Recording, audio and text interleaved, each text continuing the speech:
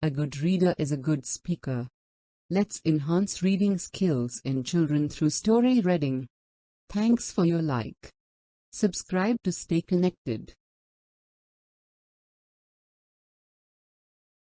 Once, there was a statue of a prince. It was a statue with a ruby in his sword and emerald eyes. It was a statue with golden clothes. One day, on the way south,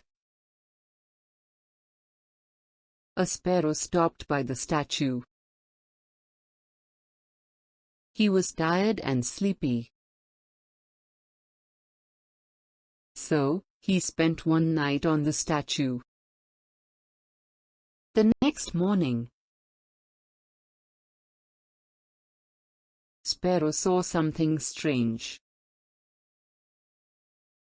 The prince was crying. The sparrow asked, "What's the matter with you?" The prince said, "I see a little boy sick in bed. He has no mommy, no food. Can you take my ruby to the boy, please?" The sparrow felt sorry and said, "Yes, I will." The sparrow took the ruby and flew to the boy. He dropped it on the boy's bed. The sparrow felt great and he said, "Get well soon."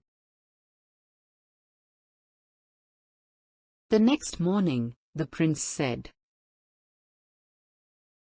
"I see a young man crying at the bench. He wants to be a painter. However, he has no money to buy the paint. Can you take my eye to the young man?" The sparrow had to leave soon, but he said, "I will go," and flew to the young man. And he left it by the young man on the bench. The sparrow felt great and he said, "Be a great painter." The next day, the prince said, "I see a little girl selling matches in the street. However, she has no coat or shoes. She has no one to take care of her. Can you take my other eye to the girl?" It was getting cold. The sparrow was late to leave, but he said, "I will." The sparrow took the emerald. He flew to the March girl, and he left the emerald in the girl's basket. The sparrow saw the girl smiling, and he said, "I am so happy." The prince had no eyes anymore. The sparrow felt sorry for the prince. So he said, "I can't leave you. I'll stay here with you." From that day on,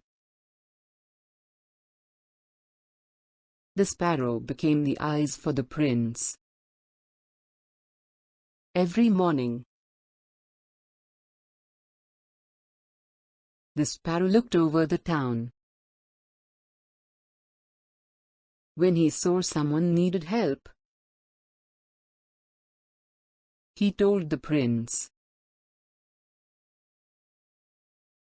He took part of the gold from the prince,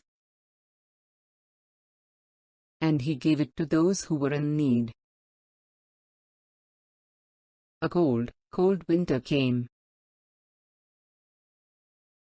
Now, the prince had nothing to share, and the sparrow died in peace.